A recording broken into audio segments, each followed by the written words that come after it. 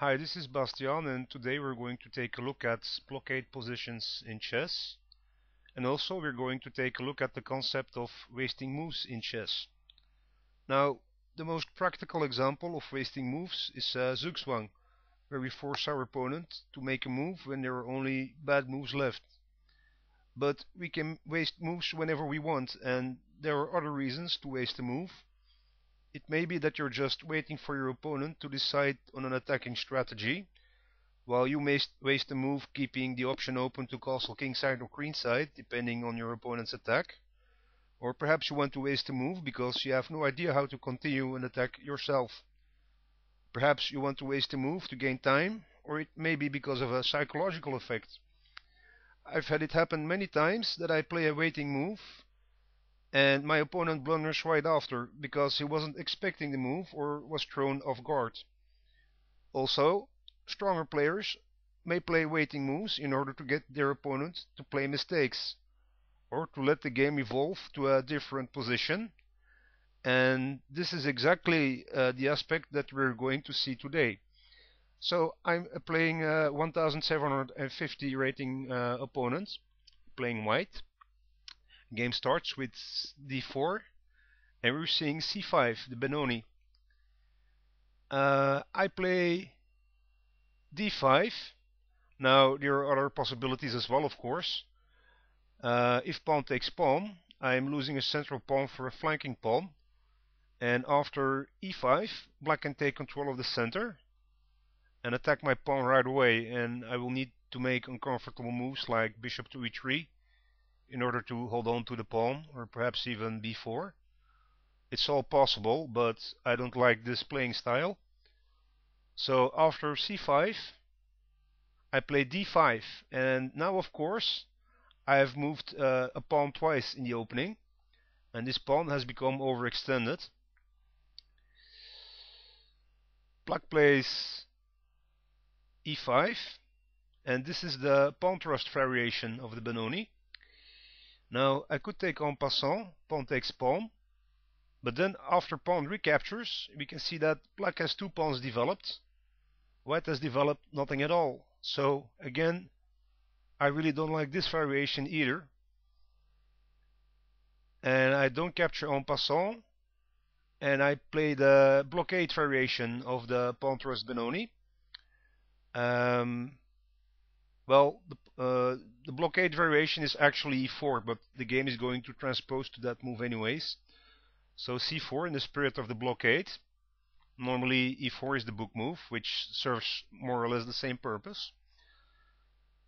Black plays d6, strengthening both pawns. I play e4, so now we can see we have a nice blockade going on already. Game continues with bishop to e7. Now, black cannot develop his minor pieces like this bishop or the knight further than the 7th rank because he's boxed in a little. I play knight to f3, so I can develop to the 3rd rank, whereas black cannot. Black plays knight to d7, so we're seeing a cramped position for black. Knight to c3, knight to f6, bishop to d3, supporting both pawns. Black castles, bishop to e3, so basically I'm just getting my minor pieces out to the 3rd rank. Knight to b6, and I play queen to b3, and this is the first developing move which actually serves a few minor purposes. I get the option to castle kingside or queenside. Also, in cases, I can attack the b7 pawn if the minor pieces move away from it. So black plays bishop to d7, developing the bishop. I play a4, looking to kick the knight, which will give me access to the pawn on b7. Black brings in another defender and develops the queen to c7. So again, a lot of development on the 7th rank for black. a5, kicking away the knight. Knight retreats to c8. Knight to b5, attacking the queen, and there's little space left for black to maneuver, because the blockade is favoring white. White has more maneuverability in this position. Queen to b8, retreating from danger but still protecting the pawn.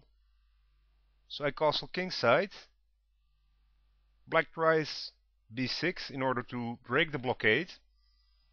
I play a6, so I'm locking up everything.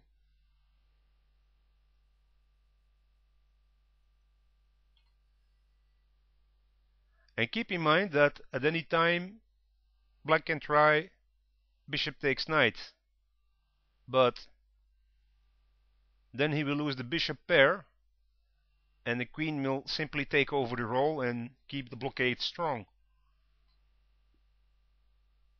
So the only thing that black can do now to break through the blockade is to play f5 and attack the pawn on e4.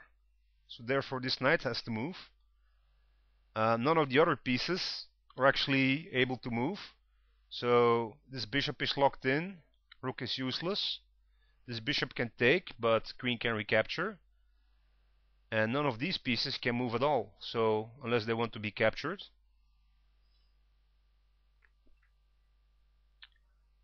Black plays, well, let's see if, I already said bishop takes knight, we get queen takes, so that doesn't offer any solution for black.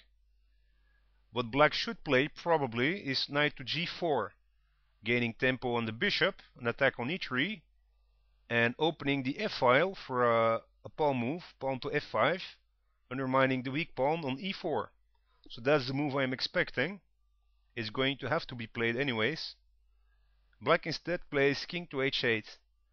And king to h8 is actually a waiting move for black, because probably black hasn't figured out how to continue the attack, or is unsure if the attack is safe. And he plays king to h8 in order to gain time. So how dare he? No one plays a waiting move against me. So I play king to h1 as well.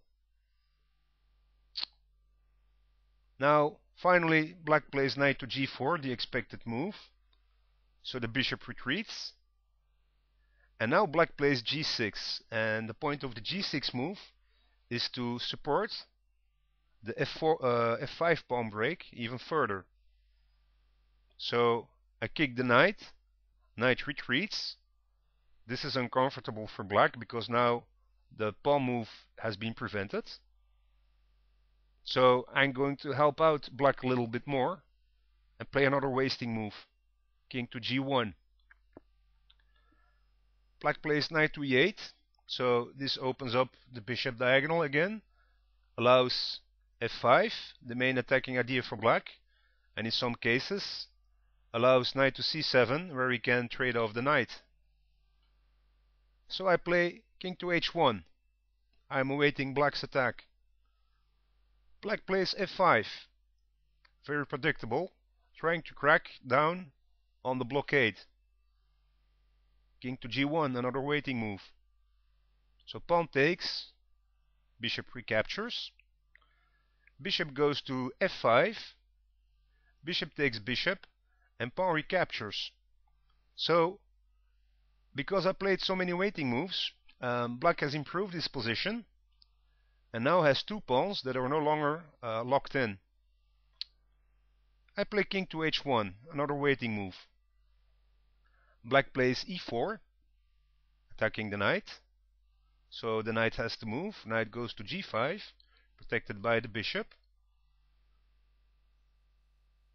Now, if bishop takes knight, white can play bishop takes bishop, and I'm stripping down the defenders of black's king. So now, if a random move is played, let's say h5, there aren't many useful moves left.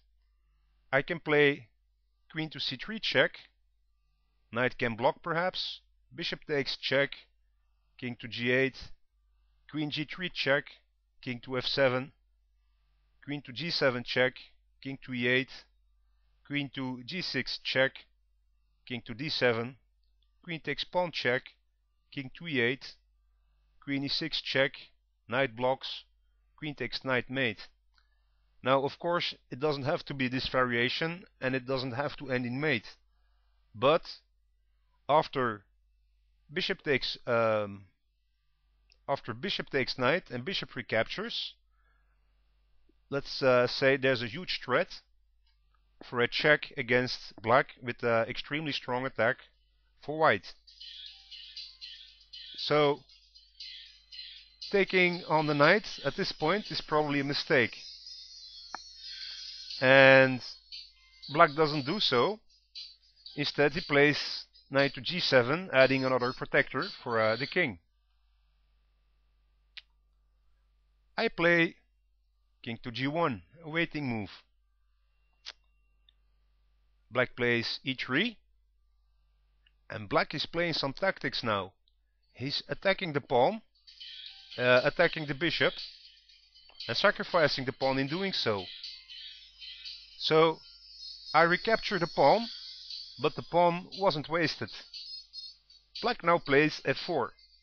Now he has an attack on the bishop, an attack on the knight, and the pawn is protected by the rook on f8. So I will lose a minor piece. And it looks like I'm getting my ass kicked by a 1750 player.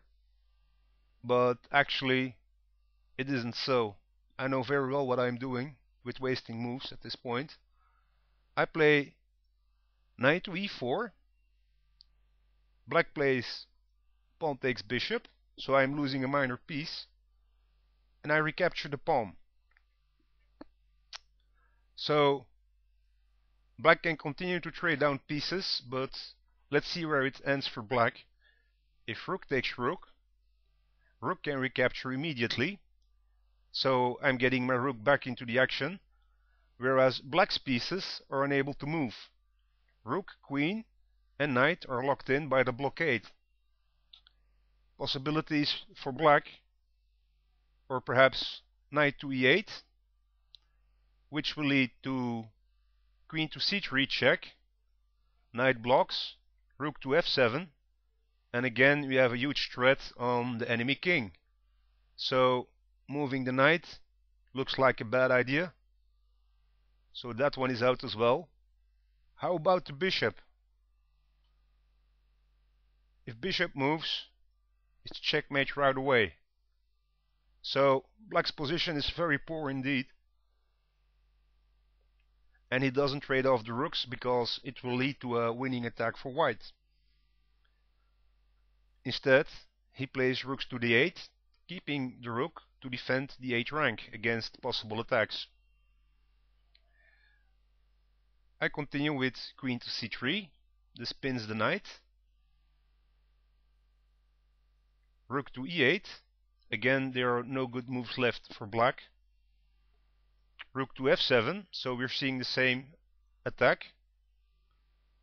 Rook to g8, protecting the knight. Rook a to f1, so I'm getting my second rook on the open file.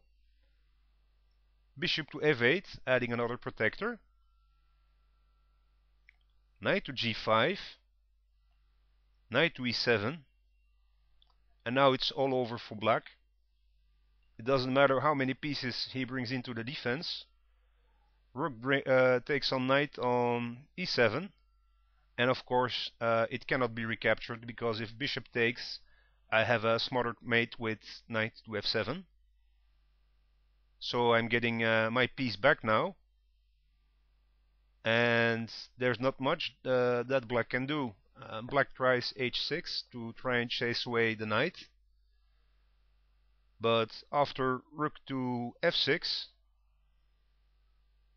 rook to h6 mate cannot be prevented. Bishop takes rook, rook takes pawn, checkmate.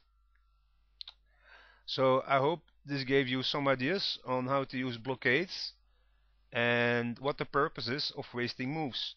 In this case, it allowed black to start a winning attack, gaining a minor piece.